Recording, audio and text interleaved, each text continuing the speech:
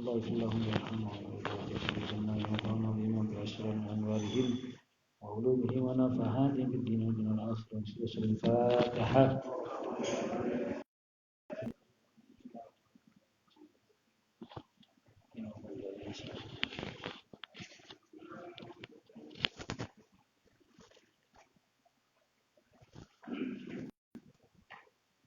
Barokah Fatihah kita tunjukkan untuk almarhum Bapak Imam Syafi'i Kota Lama, salah satu jamaah umroh kemarin sebelumnya. Juga mungkin ada jamaah dan keluarga jamaah yang meninggal dunia. Doakan barokah suratul Fatihah, semoga Allah SWT menerima seluruh amal ibadah yang telah diikhtiarkan diupayakan selama hidupnya sekecil apapun, dan mengampuni dosa serta kesalahannya sebesar apapun kesalahan dosa-dosa tersebut, dan semoga mendapatkan syafaat dari Rasulullah SAW diangkat derajatnya menuju surga Allah SWT. Ala alihi wa sahbihi wa hadratin Nabi Mustafa Muhammad sallallahu alaihi wasallam. Surah Al-Fatihah.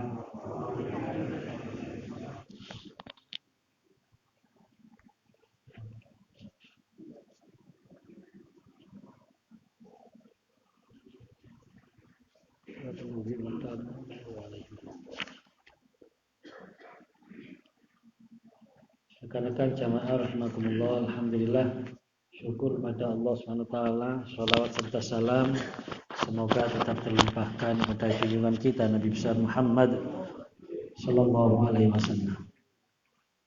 Jamaah rahimakumullah, melanjutkan pembahasan kita setelah kita membahas tentang bagaimana kita dianjurkan melaksanakan wudhu dan memperbagus menyempurnakan wudhu kita dengan memenuhi sunnah-sunnah wudhu yang sudah kita bahas, sekaligus bacaan yang dianjurkan ketika kita selesai berwudhu. Kemudian kita masuki pembahasan at-targhibu fil muhafadzati 'alal wudhu, tentang anjuran kita untuk selalu menjaga wudhu. Artinya kita berusaha untuk tetap suci dari hadas kecil. Termasuk juga anjuran Salati raka'atain ba'dal wudu, salat 2 rakaat setelah wudu. Wa fil muhafadzati 'ala siwak, dan menjaga siwak. Qala Allah Ta'ala dalam Quran surat Al-Baqarah ayat 222, Allah berfirman, innallaha yuhibbut tawwabina wa yuhibbul mutatahhirin. Innallaha yuhibbut tawwabin. Sungguhnya Allah mencintai orang-orang yang senantiasa bertobat, ai minad dzunub, bertobat dari dosa-dosanya. Alladzina yaftaruna 'anit taubah, yaitu orang-orang yang merasa tenang dengan taubatnya tersebut. Orang-orang yang merasa bahagia, merasa tenang dengan taubatnya. Wa yuhibbul mutatahhirin, dan Allah juga mencintai orang-orang yang senantiasa bersesuci minal aqdar, dari kotoran-kotoran. Fayusibuhum, dan Allah SWT memberikan pahala kepada mereka. Wa yukarrimuhum ala dzalika, dan memuliakan karena bersesuci. Ini ayat menunjukkan bahwa orang yang senantiasa menjaga kesucian dari hadas kecil, tentunya hadas besar juga, ini termasuk orang-orang yang dicintai oleh Allah SWT. Kondisi ini sangat dicintai oleh Allah.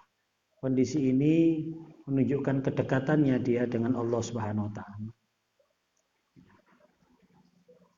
Sehingga bisa kita pahami bagaimana ketika seseorang dalam kondisi dicintai oleh Allah SWT, tentunya ini merupakan kondisi yang terbaik, kondisi yang sangat-sangat istimewa.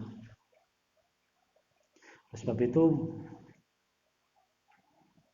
diupayakan ya semaksimal mungkin kita senantiasa menjaga wudhu kita. Apalagi kalau kita mempelajari sebelumnya bagaimana orang-orang yang senantiasa berwudhu, orang yang berwudhu ini orang yang mendapatkan banyak kelebihan. Paling tidak setelah ketika kita wudhu, dosa-dosa kita diampuni oleh Allah SWT. Bahkan dosa-dosa kita akan terlebur dengan basuhan wudhu kita sampai tetes air yang terakhir. Dan ini sudah kita bahas.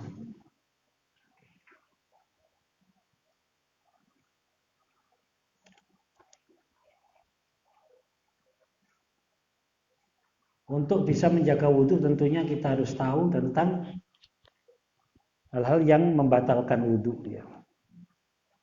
Walladzi yanqudul wudhu khamsatu asya. Orang yang hal-hal yang membatalkan wudhu itu ada 5. Yang pertama, ma kharaja minas sabilain. Apa-apa yang keluar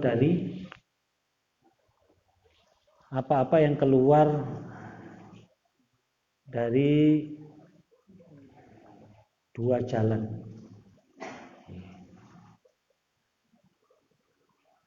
Ya, semuanya tahu kan dua jalan maksud. Gak usah dituduh kan ya. Dua jalan ya, jalan depan dan jalan belakang. Apapun yang keluar dari dua jalan, ini semuanya membatalkan wudhu. Kecuali mani. Jika orang keluar mani ini tidak membatalkan wudhu, karena sudah mewajibkan dia sesuatu yang lebih besar dari wudhu, sehingga tidak membatalkan wudhu. Cuma kalau melihat proses keluarnya mani ini ya biasanya wudhunya batal dengan kita bersentuhan dengan istri, ya otomatis batal wudhunya di sini. Tapi keluarnya mani itu tidak membatalkan wudhu. Jadi yang menjadikan dia harus wudhu itu bukan disebabkan karena keluarnya mani.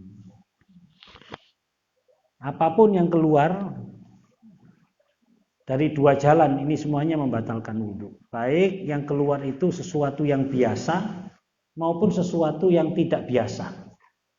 Sesuatu yang biasa ya seperti kotoran ya, atau kentut. Yang tidak biasa misalnya ada keluar cacing misalnya, atau keluar sesuatu benda yang tidak biasa, itu semuanya membatalkan wudhu. Terus yang kedua, wan naumu ala ghairi hayatil mutamakkin minal ardi maq'aduhu, yaitu tidur. Tidur ini membatalkan wudhu, kecuali tidur yang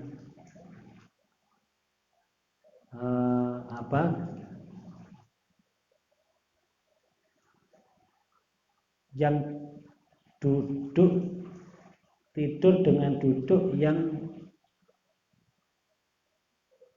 duduknya tidak berubah. Tidur dengan duduk yang duduknya tidak berubah. yang hayatil mutamakin minal ardi mak'adu, yang duduknya tidak berubah. Ya seperti kita waktu Jumatan lah ya. Waktu Jumatan kan kita biasa duduk terus tidur, asalkan tidak berubah, tidak bergeser, maka tidak bergeser berubah ketika duduk, ketika tidur. Tapi kalau bangun terus berubah ya tidak masalah.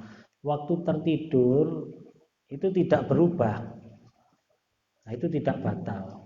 Tapi kalau berubah tidur, misalnya kita tidur di sini terus melilir di kono, lah itu baru batal. Berarti ki ono nglinduri, ono bangkronge kan.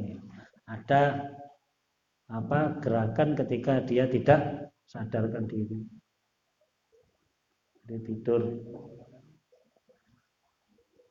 Tapi duduknya yang ya duduk seperti ini. Kadang saya melihat orang-orang yang Jumatan ada yang duduknya seperti ini. Nah kalau ini batal ini. Karena ini kan ya kalau ini kan tertahan ya. Jadi pantat kita tertahan. Kalau mau ngentut kan kudu ngangkat dhisik. Ya. Jadi kalau seperti ini dia tidak bisa ngentut kecuali kalau diangkat. Berarti tidak masih bisa tertahan. Cuma kalau seperti ini, wis gak usah ngangkat ini sudah. Iya. Los itu sudah ya. Jadi seperti itulah. Itu saya kadang-kadang ya apa yang ngilingno orang-orang yang turu di masjid sing metingkrang ngono iku. Padahal dia kan posisinya kan tidak bisa menahan kan berarti. Tidak bisa menahan kentut. Karena posisinya duburnya kan menghadap ke depan, terbuka kan duburnya kan terbuka. Ini yang punya kewajiban untuk mengingatkan ya sebenarnya yang di samping kanan kirinya. Karena kalau sampai dia benar-benar tertidur terus waktu nikoma terus sholat berarti kan sholatnya tidak sah. Kasihan sebenarnya.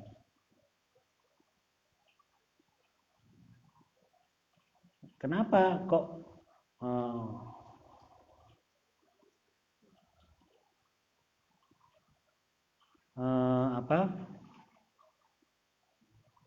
kok sampai membatalkan tidur ini ya? Karena ketika tidur kita tidak tahu apa yang kita lakukan, kita tidak bisa menahan ketika ada sesuatu yang keluar dari misalnya kentut itu nggak bisa menahan.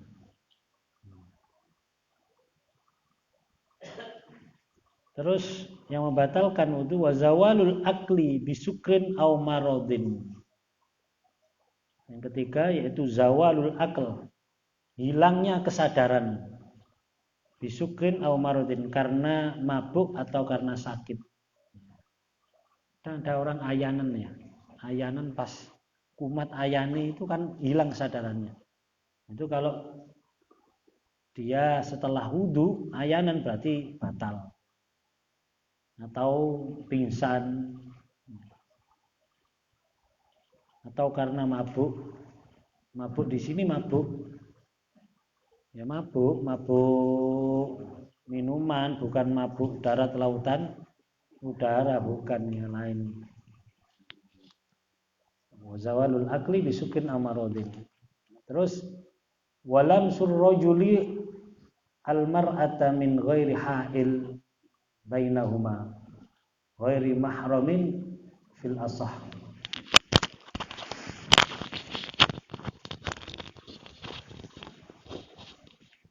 Bersentuhan antara laki-laki dan perempuan min ghairi ha'il bainahuma tanpa penghalang. Ghairi mahramin fil asah. Yang bukan mahram. Yang bukan mahram. Kalau ingin tahu mahram itu surat Ali Imran, surat An-Nisa ya, ayat 23 itu mahram. Surat An-Nisa ayat 23 hurrimat itu ya.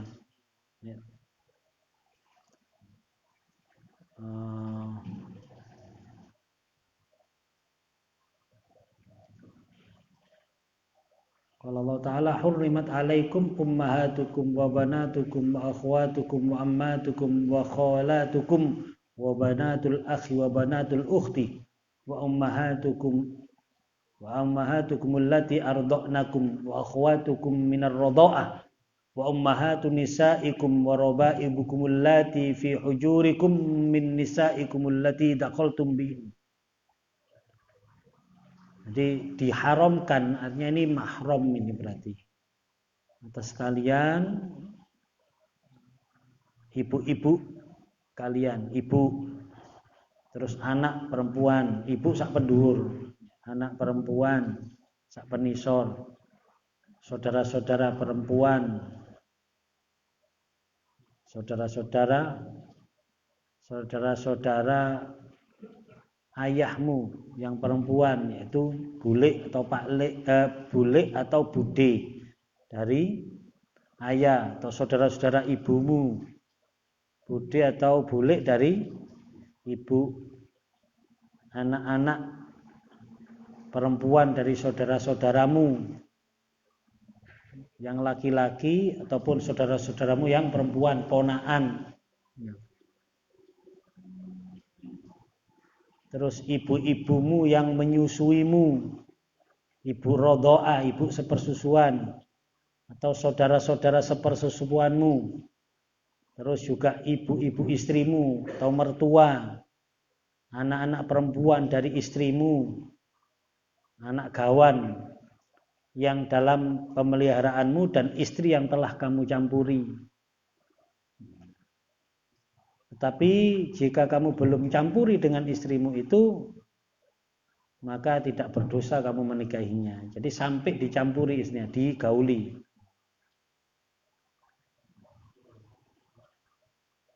Terus juga menantu, istri-istri anak kandungmu, itu diharamkan. Jadi berarti mahram itu secara garis besar ada 3 ya. Ada karena hubungan nasab, ada karena hubungan perkawinan, ada karena hubungan persusuan, rodho'ah. Kalau nasab jelas ibu sak penduur, anak wedok sak penisor, duluri bapak, dulur ibu, kandung ya, dulur ya. Bukan ini loh, bukan iparnya loh ya. Bukan iparnya. Kan kadang-kadang ada orang yang menganggap mahram iparnya. Jadi bojone Pak Lik, nah, bojone Pak D itu tetap batal ketika kita bersentuhan. Ya. Walaupun mungkin dari segi kedekatan atau tradisi salaman misalnya. Ya monggo lah ya. Memang masih iki biyen sing gendong ya aku, sing ngomong aku, saking dekatnya kekeluargaannya, terus tapi batal gitu. Yang penting kita itu tahu kalau itu batal. Ya. Kadang-kadang saya juga gitu, keluarga ada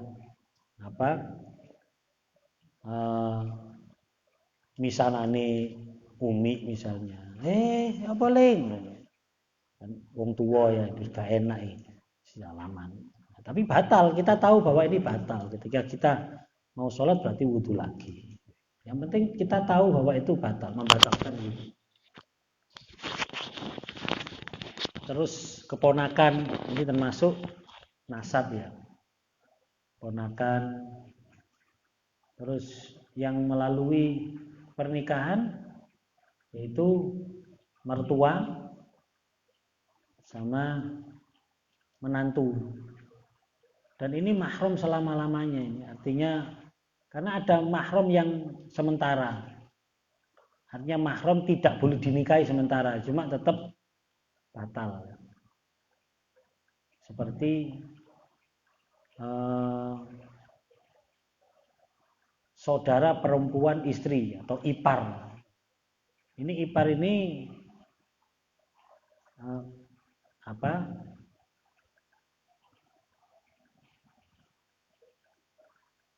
mahram, tapi mahram haram dinikahi sementara, tapi tetap batal. Jadi kan kalau yang Yang mahram itu kan berarti kan tidak batal mestinya. Ini mahram karena sementara tetap batal. Sementara itu tidak boleh dinikahi, kecuali kalau istri sudah meninggal boleh dinikahi kakaknya atau adiknya. Apa jenis? Apa ada istilahnya? Ngawini, turun ranjang. Lo enggak iya, turun ranjang. Ya wis pokoknya istilahnya. Itu mahram sementara ketika kita masih beristri saudaranya. Tapi kalau saudaranya sudah meninggal boleh dinikahi. Kalau mertua enggak, mertua menantu itu enggak. Walaupun mungkin sudah bercerai misalnya.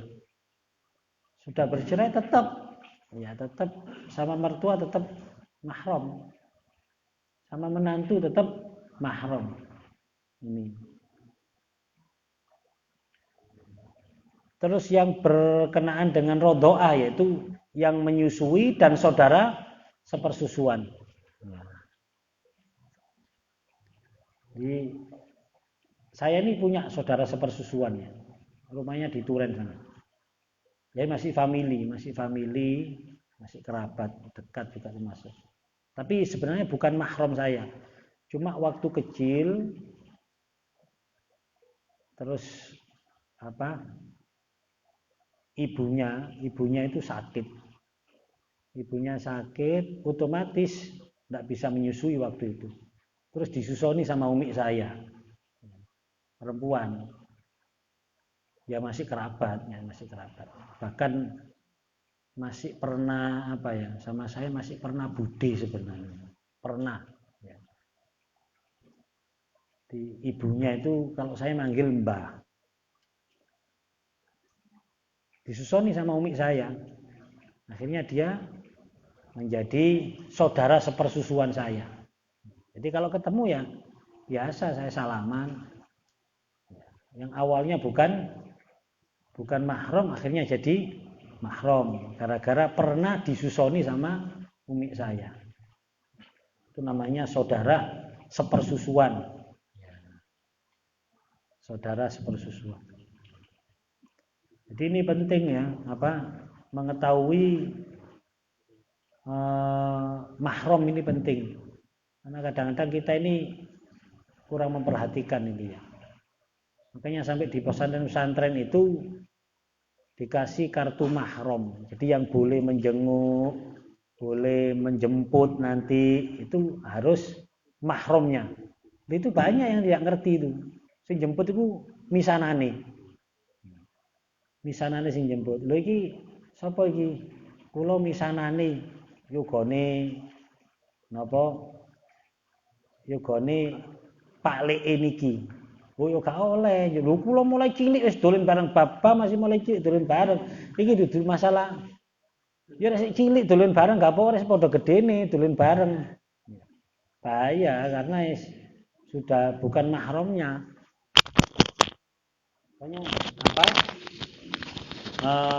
Banyak yang tidak ngerti itu.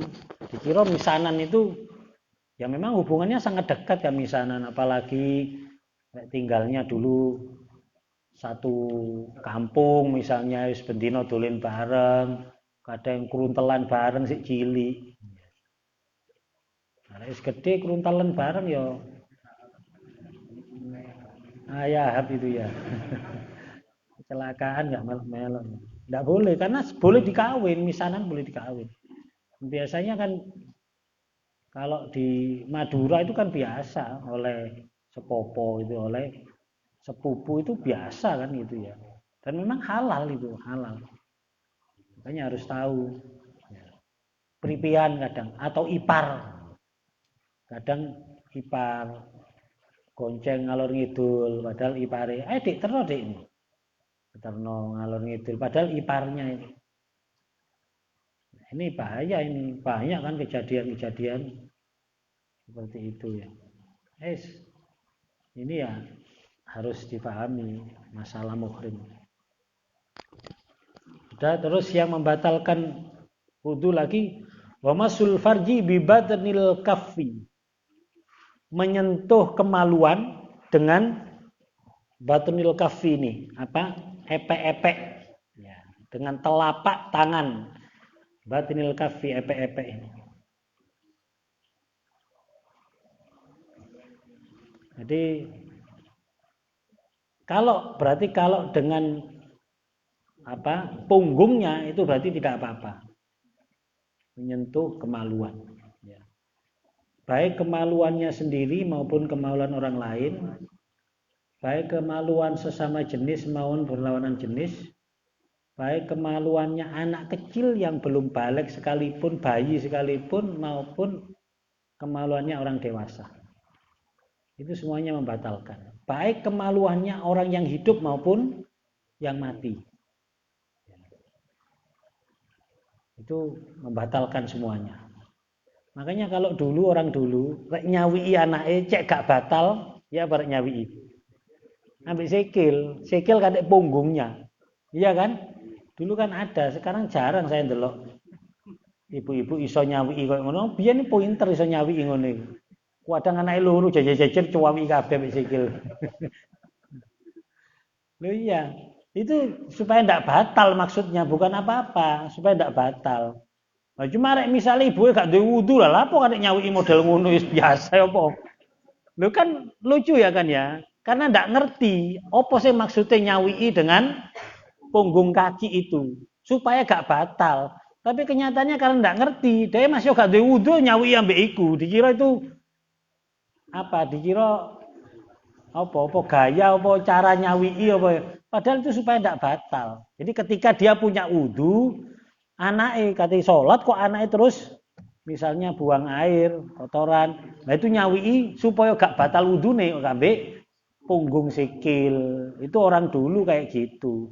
Tapi saya sering lihat itu, oh yo dhek yo gak duwe wudu, yo gak kate salat. Nyawi anake ambek sikil. Lah apa ambek tangane opo? Wong sampean yo gak duwe wudu. Wong itu maksudnya untuk mempertahankan wudu. Maksudnya orang dulu seperti itu. Walaupun itu anaknya sendiri, kalau kemaluannya yang disentuh, kemaluan depan maupun belakang, kemaluan belakang itu batasnya wirune gitu. Wirune isi kulane masuk aku nerangnya lo gak enak ngelana wiru. Ya itulah pokoknya itu ya, itu batal.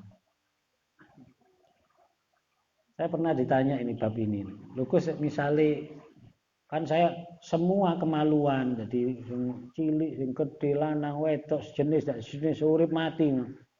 Misale silete pitik ngono kok silete pitik apa. Lho ono sing takon-takon ngono iku kadang. Takone gregetno takone. Ya kadang saya jawabnya juga tidak begitu serius ya. Wis ngene lho, sampean lapos wong kate salat kate ogok-ogok iki. Engko ae po mari salat kate ogok. Lu ya kadang ono sing takon seperti tidur ya. Tidur itu kenapa kok tidur membatalkan wudu? Karena ketika kita tidur itu kita tidak sadar. Jadi kita ngentut atau ndak, kita keluar anginnya apa ndak itu kan ndak sadar. Ngono ora sing takon. Untuk memastikan ndak keluar terus di stage soplas ini apa Gus? Nah, ini kan mujtahid anu iki. Milenial itu kan selalu berpikir di apa? Kayak di soplas kan solasi kan ton soplas Pak wis dipastikan tidak keluar kan berarti. Berarti kan aman, masih gawe turu kan iso. Saya juga mesisan altekone jane. Cek rapat bisa wis. Enak wis, aman. Gak kira batal kon. Mak kembung. Ya wis biasa-biasa lah pokoknya melester-melester barangnya. Ini kadang-kadang ada itu yang takon-takon macam-macam. Sudah, itulah 5 hal yang membatalkan wudu.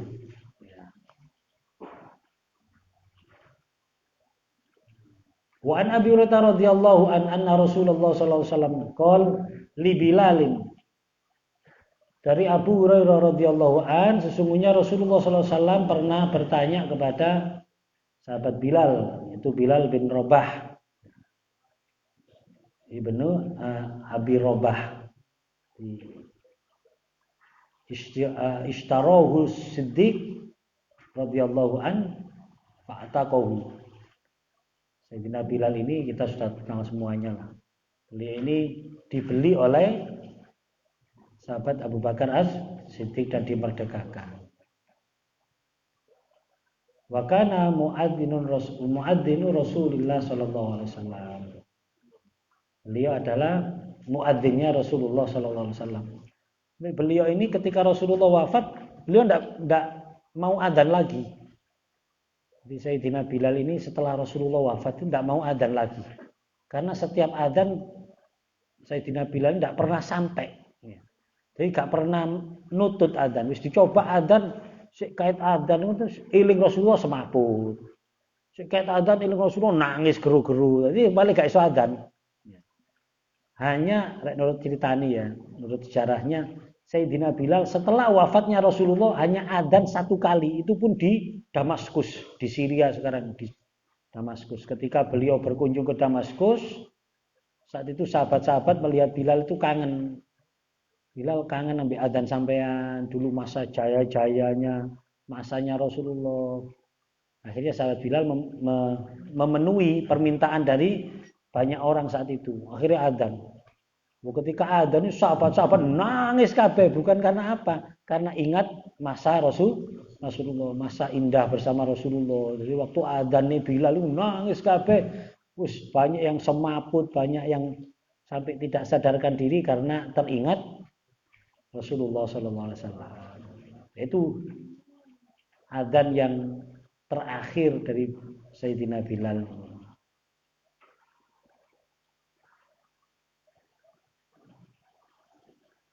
Rasulullah bersabda kepada Sayyidina, bertanya kepada Sayyidina Bilal, haditsni bi arja amalin amil tahu fil Islam. Haditsni bi arja amalin ay bi a'dami amalin tarju sawabahu fil Islam. Ceritakan kepadaku, wahai Bilal, amal apa yang telah engkau lakukan di dalam Islam yang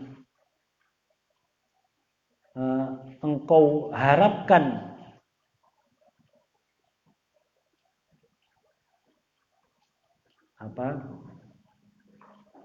bi'adami amalin tarju sawabahu, pahala yang paling besar, pahala yang besar di dalam Islam ini.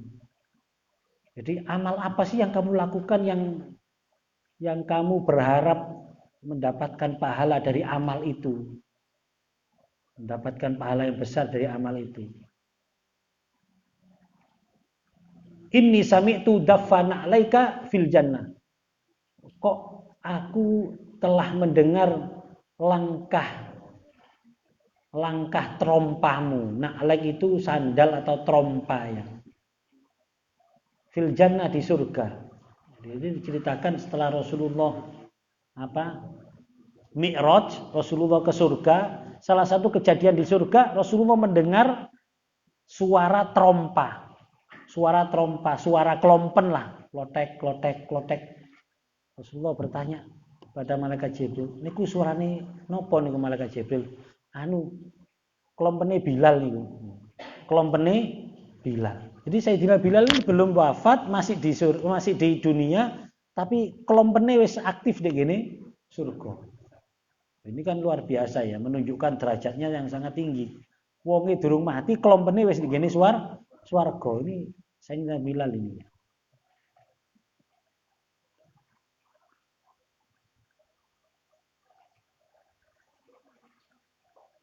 Nah, kalau sekarang kan banyak sing klompene tok sing mlebu swarga, wong iki gak mlebu swarga.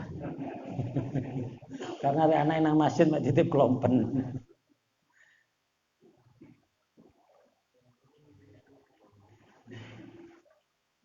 Inni sami'tu daffana 'alaika fil jannah ai sautahuma. Jadi suara yang didengar oleh Rasulullah suaranya klompen, suaranya trompa atau suara sandalnya. Wa fi riwayati Ibnu Khuzaimah inni dakhaltul bariha al jannah. Sungguh saya tadi malam masuk surga ya kata Rasulullah. Wa sami'tu khoshtaka amami. dan saya mendengar khos itu berisik, suara kok ini khos ini suara germicik, pokoknya sing ya suaranya Sayyidina Bilal itu. Qala, maka Sayyidina Bilal menjawab, ma'amil tu amalan arja indi, aku tidak melakukan apapun amal yang aku harap pahalanya min anni lam atatohar fi sa'atin min lailin aw naharin illa sholaitu bidzalika tuhur.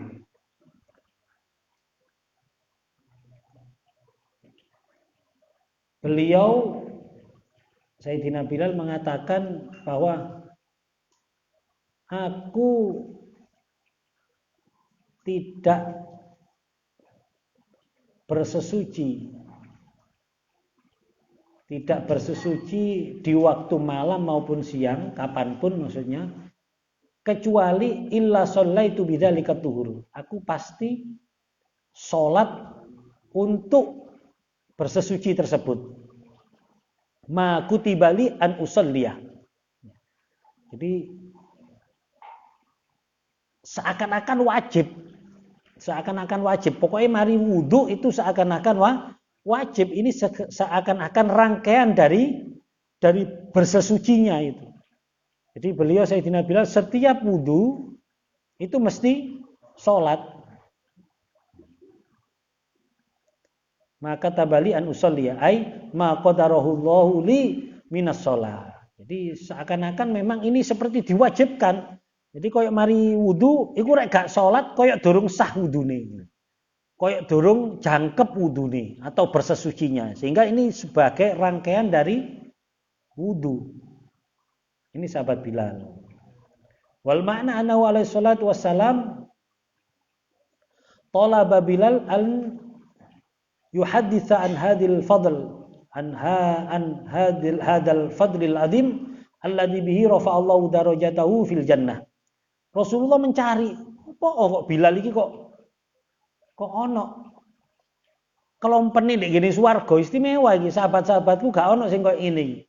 Kok ono wong isih urip tapi kelompene wis beraktivitas nek ngene swarga. Nah, ini Rasulullah mencari tahu ada apa ini Bilal ini. Ngelakoni apa Bilal kok sampai oleh derajat koyo ngene. Ya, ternyata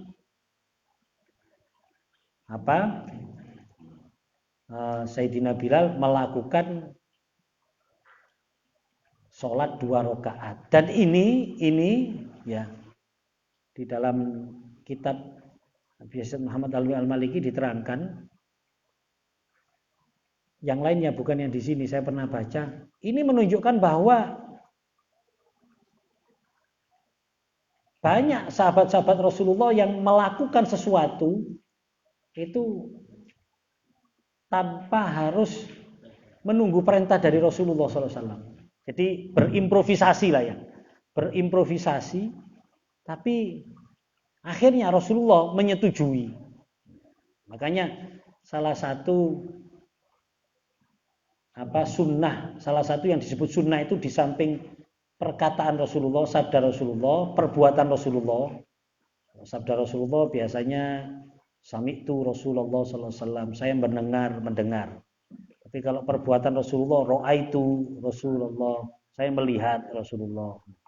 Nah, termasuk ini adalah takrirnya Rasulullah, persetujuannya Rasulullah.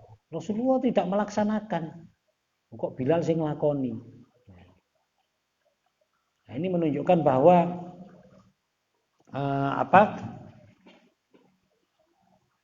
seseorang ini boleh melakukan sesuatu yang tidak dilakukan oleh Rasulullah SAW tetapi yang tidak bertentangan dengan apa yang sudah ditetapkan oleh Rasulullah SAW. Ini saya baca di kitab yang menerangkan tentang bolehnya kita melakukan seperti maulidnya. Terus adanya istilah bid'ah, ya bid'ah yang hasanah. Jadi ada memang sesuatu yang tidak ada di zaman Rasulullah SAW, tapi boleh diperbuat, boleh dilakukan. Ya, contoh juga seperti sholat taraweh. Sholat taraweh ini tidak ada berjamaah zaman Rasulullah. Apalagi sampai sholat yang menghatamkan Al-Quran, seperti taraweh di Masjidil Haram kan menghatamkan Al-Quran, itu juga bid'ah. Ya. Mereka kadang-kadang ngilok-ngilok no bid'ah, padahal mereka juga melakukan kan. Mereka tidak mau istilah bid'ah hasanah, tidak ada bid'ah hasanah. Bid'ah semuanya dolalah. Wa kullu dolalatin finnar. Pokoknya yang tidak dilakukan oleh Rasulullah itu bid'ah. Walaupun itu bentuknya ibadah. Nah, akhirnya kan salah satu argumentasi dari ulama-ulama kita yang menghadapi golongan mereka, lah awakmu dhewe yo ngono lho. Sapa sing ngongkon traweh 20 rakaat ambek menghatamkan Quran ini. Itu padahal kon lakoni ku ya. Nah, tapi kan enggak apa-apa, kita enggak memprotes dan itu ya bagus-bagus saja kan, enggak masalah. Terus sholat witir di Mekah itu kalau 10 hari terakhir Ramadan, waduh luar biasa itu. Witir 11 rakaat. Itu sampai 2 jam. Witir itu 11 rakaat itu 2 jam. Sudah bacaannya panjang, ruku'i dawa, sujud dawa. Saya pernah itu sampai keturun itu, sujud itu gak balik.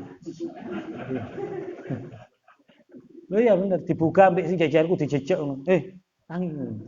Loh, salam dibakno rek padahal ini suwe sujude, ruku'i suwe, sujude suwe. Ya.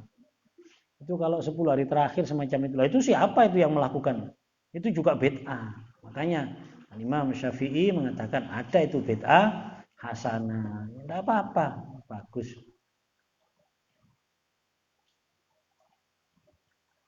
Nah, ini juga dicontohkan bagaimana perilaku sahabat. Ada yang sahabat itu melakukan sesuatu tanpa diberi contoh oleh Rasulullah SAW. Tapi Rasulullah ridho. Nah ini niatnya apa niatnya? Niatnya bisa sholat mutlak. Ya, sholat mutlak ba'dal wudu bisa. Ada yang mengatakan sholat syukur wudu ya bisa. Bisa karena lah pokoknya niat sholat sunnah yang di. Nah ini hasun ala taharati wal ityan bis sholati wal ityan bis sholati istirahat. Jadi melaksanakan sholat segera setelah bertoharo. Ini anjuran. Wa an Ubbah ibn Amir radhiyallahu anhu qala Rasulullah sallallahu alaihi wasallam ma min ahadin yatawaddau fayuhsinul wudu wa yusalli rak'atain yuqbilu biqalbi wa wajhi alaihima illa wajabat ahul jannah. Rawahu Muslim wa Abu Dawud dan Nasa'i wa ghairuhum. Yang tadi diriwayatkan oleh Rawahul Bukhari wa Muslim. Yang hadis yang sholat setelah wudu. Saya terus terang belum terbiasa sholat setelah wudu ini ya. Tapi pernah lah beberapa kali ya untuk lumayan lah, enggak 1-2 kali, beberapa kali pas eling tak lakoni. Pas ka eling ya enggak wis ya setelah wudu langsung sholat sunnah qobliyah atau apa. Ya, kita cobalah sekali-kali melaksanakan apa yang kita pelajari ini. Ma min ahadin, tidak seorang pun yatawaddo yang berwudu, fayuhsinul wudu kemudian menyempurnakan wudunya. Wa yusalli rak'atain dan salat 2 rakaat, yuqbilu biqalbi wa wajhi alaihima. Menghadapkan hatinya dan wajahnya pada Allah tentunya, illa wajabat lahul jannah, pasti akan dijamin surganya. Wa Muslim, wa Abu Daud, dan Nasai, wa ghairuhu. Wa yusalli rakaatain di sini ay nafilatun. Salat nafilah, salat sunnah. Yukhlisu lillahi azza wa jalla fihima. Jadi ikhlas lillahi ta'ala dalam melaksanakan itu semuanya. Jadi kalau dipikir-pikir, Masya Allah ya, Allah Subhanahu Wa Ta'ala ini memberikan banyak sekali jalan kepada kita untuk mendapatkan surganya Allah, untuk selamat, untuk mendapatkan ridhonya Allah Subhanahu Wa Ta'ala. Dengan wudhu saja, kalau kita mau, dengan wudhu, wis gak usah kelakuan sing topo, sing golek guwa, sing maca iki sampai lumuten koyo Sunan Kali Jogo, wis gak usah koyo ngono, awakan sing ngene lho, sing ringan-ringan. Wudu sing genah, terus gawe salat 2 rakaat. Kita pilih, makanya kan salat sunnah itu kan banyak kan ya. Mulai tengah wengi, sadurunge subuh, duha, sadurunge zuhur, mari zuhur, sadurunge asar, sadurunge maghrib, mari maghrib, sadurunge isya, mari isya, sampai ketemu subuh meneh. Kesempatan kita kan banyak. Salat sunnah itu diberikan oleh Allah SWT melalui apa yang dilakukan oleh Rasulullah SAW sebagai contoh kita, itu banyak macamnya. Itu menjadi alternatif. Saya yakin kalau kelas-kelas kita tidak mungkin apa yang dilakukan oleh Rasulullah kita laksanakan semuanya, enggak. Tapi paling tidak kan gini loh modelnya itu. Kayak gini gak sempat sholat tengah wengi, sholat tahajud. Ya rek ngono salat sunnah. Ini yang selain wajib ya. Sadurunge subuh 2 rakaat. Sadurunge subuh kok gak kober. Ya. Karena subuh ini wis jam 6 kurang 10 menit ya. Ya. Ya wis ana duha. Ya ana duha. Duha gak sempat wong iki waktune nyambut gawe. Ya kok beli apa dia zuhur. Waduh kok priye Pak Jodoh repot-repote iki. Ya wis sadurunge asar. Sadurunge asar, wah iki sik kesel sik iki tandang gawe sik nanggung iki san. Ya wis sak marine maghrib. Ya. Waduh wis teko wis kesel kabeh awak wis iki kudu turu arek ngembek ngenteni sampe liar-liar. Ya wis sadurunge isya sak marine isya. Woi mari isya langsung geblak turu. Ya wis mati ya ae wis kan. Mosok dikai kesempatan mulai tengah wengi sampai turu gak sempat temenan yo keterlaluan yo golek ana mek 2 rakaat tok. 2 rakaat ae wis gak usah dawa-dawa surate iku lu elek wis cukup wis ngono. Wis pokoke kul huwallahu ahad, inna atainakal kautsar wis mari ndang salam ndang mari. Ndak masalah. Dikai kesempatan lho. Ketika kita melaksanakan itu nafilah lho itu yang sunnah lho. Wudune digenano, ditemenani terus salate. Insyaallah ini menjadi jalan kita menuju ridhonya Allah, menuju surganya Allah. Lu kan gampang. Surgane Gusti Allah itu gampang. Gusti Allah itu memang paling rahmat kepada umatnya Nabi Muhammad. Dikai wenteng umatnya Nabi Muhammad, gak dikai abot-abot. Bayangkan tuh orang-orang yang berdosa sekian tahun dosane, dikai wudu iku rontok. Digawe wudu ping pira rontok sampai dosane moto, dosane dirontokno. Iki durung masuk salate, sik wudune tok wis dosane disepuro ambek Gusti Allah. Lho kan sangat mudah. Bayangkan lho wong dosane pirang-pirang tahun nek ibarate reget lak ngetel ae. Lho ambek wudu lho sampai keluar dari kukunya, dari tetesan terakhir itu melebur dosa-dosanya. Lho lak penak awak niki sing dosane ngetel-ngetel iku gak usah putus asa lu. Kena wudu tok. Wis wudu tok ae wis. Gak usah salat gak apa wis wudu tok wis. Seger wisan. Ya diterusno salat ya. Tapi dari wudunya tok sudah mendapatkan ampunannya Allah. Iki tambahi salat illa wajabat lahul jannah. Allah ini Rasulullah yang rawahu Muslim ini. Abu Daud wis gak usah katik takon sohe gak sohene wis. Ini luar biasa. Begitu mudahnya untuk umatnya Nabi Muhammad sallallahu alaihi wasallam. Sallu ala Nabi Muhammad. Nah, kalau dipikir seperti ini kan kita ini ya Allah kudu syukur dadi umatnya Nabi Muhammad. Ya. Wa an Abi Hurairah radhiyallahu anna Rasulullah sallallahu alaihi wasallam qala laula an asyqa ala ummati la amartuhum bisiwak ma'a kulli salatin. Rawal Bukhari wa lafdhu lahu li Muslim illa annahu qala inda kulli salatin. Seandainya tidak memberatkan laula an asyqa ala ummati, seandainya tidak memberatkan umatku la amartuhum bisiwak ma'a kulli salatin. Pasti aku akan mewajibkan, memerintahkan untuk bersiwak setiap sholat. Ya. Jadi kata-kata laula an asyqa ala ummati la amartum bisiwak ini menunjukkan begitu pentingnya siwak, begitu dianjurkannya bersiwak. Nah, tapi di sini la amartum bisiwak bahwa isti'malu udin au nahwiha, yaitu menggunakan ud ini. Ud itu kayu. Menggunakan ud ini au nahwiya atau sejenisnya, yaitu yang fungsinya sama untuk membersihkan gigi. Ya sikat gigiku, itu ya siwak, itu termasuk siwak. Nah, ini penting kita pahami. Kalau enggak nanti fanatik ambek iki. Ya, karena saya pernah mendengar rek ngaku mati Nabi Muhammad kok gak duwe siwak, ojo ngaku mati Nabi Muhammad. Jadi gak duwe iki ojo ngaku mati Nabi Muhammad lho, kok memberatkan gitu sih, ojo memberatkan lah ngono. Jadi siwak ini ya boleh. Tapi nek gak siwak gak apa-apa, sikat gigi itu juga sama hukumnya dengan siwak. Jangan kita, karena fungsinya sama. Di sini lah ini isti'malu udin ya.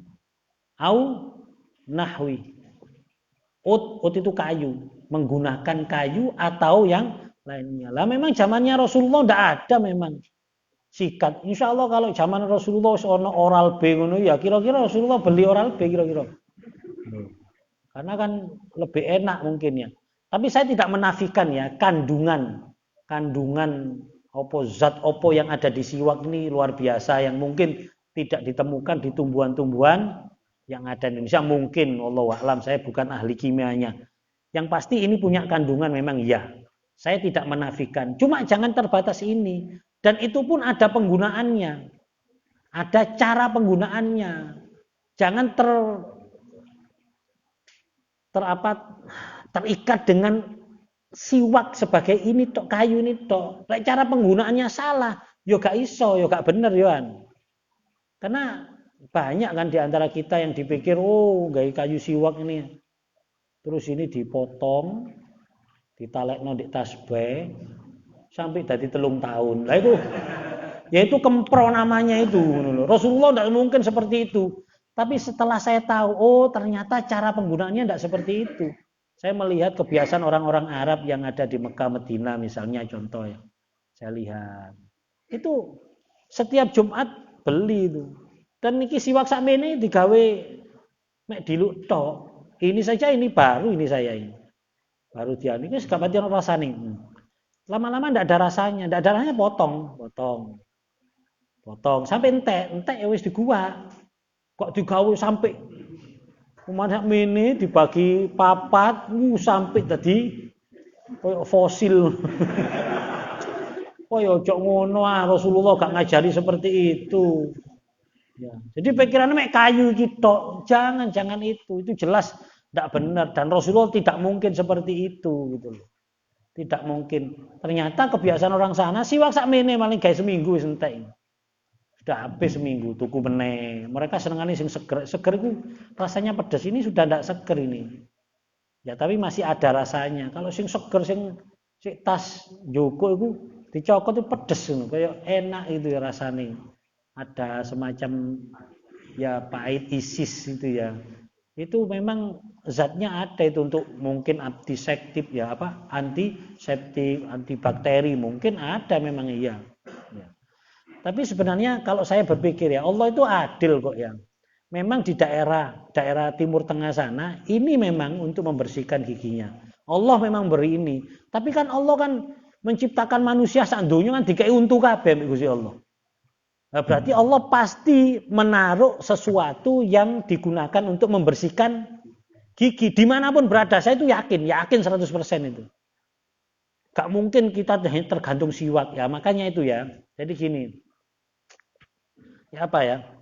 Hadis itu harus kita pahami juga secara pragmatis ya. Pragmatis itu kita pahami bagaimana praktek pada tempat-tempat yang berbeda-beda. Ya. Sekarang zaman biyen orang kalau membersihkan gigi itu ambil opo? Boto. Kreweng untuk boto. Iya kan? Digosok dengan watu, wenekno. Saya yakin di boto itu ada, tidak tahu ada zat apa yang sekiranya bisa membersihkan gigi. Ya. Terus termasuk ambil godong suru. Itu untuk mematikan antiseptiknya. Jadi di setiap manusia ada, di situ pasti di situ ada dikasih oleh Allah dari alam ini, Allah yang memberikan bahan-bahan untuk membersihkan gigi. Maksud saya supaya kita tidak terikat dengan ini. Jadi kita bisa menghargai, wallahu alam di negara-negara lain kan ada pasti ya, yang secara tradisional. Oh, dek gini wong bersih ini untuk ambil misalnya godong opo atau kayu opo atau apa zat apa yang dari bahan alam. Itu semuanya dari Allah. Kalau itu dilakukan dihukumi siwak. Jadi luas, Islam itu luas. Ya, memang ini juga kalau memang bisa ini ya tidak apa-apa. Ya. Tapi kan ini kan impor ya, ini tidak ada kayu seperti ini di Indonesia. Sehingga kalau saya ya wis gawe sikat iku ae lah, rek gak ono siwak ya gawe sikat. Itu pun kalau siwak ini dipakainya tidak benar, ya berarti tidak maksimal atau nilai kesunahannya juga tidak maksimal. Rata-rata kan kita siwakan yang tidak. Ya itu sudah mendapatkan sunnahnya lagi. Cuma kalau kita cuma mengandalkan ini, lah sing mburi gidal-gidal sing mburi ku ya apa? Mari mangan soto rawon, kan ngendal nek mburi. Mek ngene tok. Ya ndak cukup. Akhirnya untune sing mburi rusak. Karena gak tahu tersentuh, karena hanya merasa cukup dengan ini, tidak benar. Ternyata ketika saya melihat orang-orang di sana, kayak wudu kadang-kadang nggawa siwak ini, malah rodok gede-gede tambah. Itu ya kok sikatan itu. Oh, sikatan berarti. Saiki ya sikat saodole iku. Ya berarti podo berarti gitu loh. Artinya kita perluas lah ajaran agama itu biar perluas. Ayo kalau kita misalnya dakwah nang gene Amerika nih kono. Kalau udah ini jangan jadi umatnya Nabi Muhammad, ya mundur kabeh nek kono Amerika gak ono iki. Di Kalimantan ono penjalin hari lho ya apa. Jadi jangan dipersempit ya. Jadi pragmatis saja. Apapun cara untuk membersihkan gigi itu dihukumi siwak. Saya juga seneng kok pakai siwak, apalagi kalau di sana. Kayak sing seger, masya Allah, asik nikmat rasanya beda lah. Memang karena mungkin tidak ada di sini, jadi koyo ya opon. Kalau saya di sana sering beli yang yang seger-seger itu enak itu ya memang, dan agak mahal memang harganya. Kalau sing dikirim ke Indonesia biasanya sing garing-garing, wis bahasa gampangannya zatnya ini sudah tidak begitu ada. Ini saja ini saya belinya seger loh ini. Sudah lama di sini gak mampu, biasanya baunya bau enak gitu ambune. Nah, sudah ini masalah siwak ya. Karena kalau salah tidak akan mendapatkan tujuan dari bersiwak itu sendiri. Karena tujuan bersiwak di sini tasfiyatul fahm, tasfiyatul lil fam ya. Untuk kesehatan mulut. Berarti untuk kesehatan mulut. Berarti carane kudu sing sehat. Lah kalau sing sakmene dadi 3 tahun iku gak sehat iku. Dan saya pernah mengalami dulu kita di pondok kan yo gak gampang zaman-zaman aku di pondok ben ngene iku urunan, tukune di ampel kadean. Dulu ya. Tukune di ampel urunan. Ngene iku urunan arek 4, arek 5. Diketok oleh sak mini-mini. Waduh iki di towaleni. Lho saya termasuk pelakunya saya dulu. Digawe sampai mulai awal-awal mondok sampai kate lulus ya mek siji ki tok. Waduh. Ya saya sadarnya itu kan nek dina Minggu kan mangan rawon ini ono gajene kan rawon. Otomatis kan nempel ini gaji ini. Jadi malah dengan ini terus jarang sikatan. Dianggap teko iki tok wis cukup. Padahal di sini tujuannya apa? Tasfiyatul lil fam. Ditekek. Diluk kena semut udak ku akeh semut udak. Tangi turu nglelir, wah. Sunai tangi turu. Kok pedes ini ngono. Tibakno semut tak lambe lu. Masuk. Waduh gak bener berarti kira awak iki ngono. Iki keliru, corone keliru. Hanya bukan sekali lagi ya. Nah, ini saya yakin ada yang pemahamannya masih mikir kayu iki. Akhirnya nyekel siwak, gak tahu sikatan, ini gak bener ya. Karena siwak iki mek ngarepe tok. Jadi kene foto kene growong kabeh ngono. Kok gak tahu sikatannya. Ini tidak benar. Ya. Nah disunahkan ini wa yata'akkadu istihbaba indal wudu, ketika wudu, wa qiraatil Qur'an, wa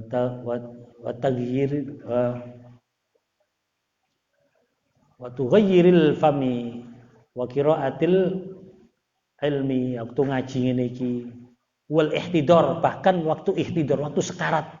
Kalau kita ada orang yang mau mati itu siwakono sih. Ya, siwaki to nek disikati ya sakaken ya engko kemune apa ya siwak paling enak ya. Disiwaki, kita barukan disiwaki. Ini untuk mempermudah keluarnya ruh. Mempermudah sakaratul maut. Ya.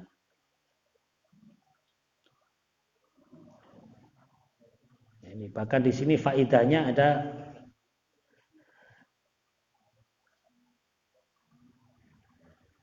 ya jalibur ridallah azza wa jalla, mendatangkan ridhonya Allah ya. Wa yusahilu khurujir ruh. Mempermudah keluarnya ruh. Wa yudha'aful ajr, dan melipat gandakan pahala.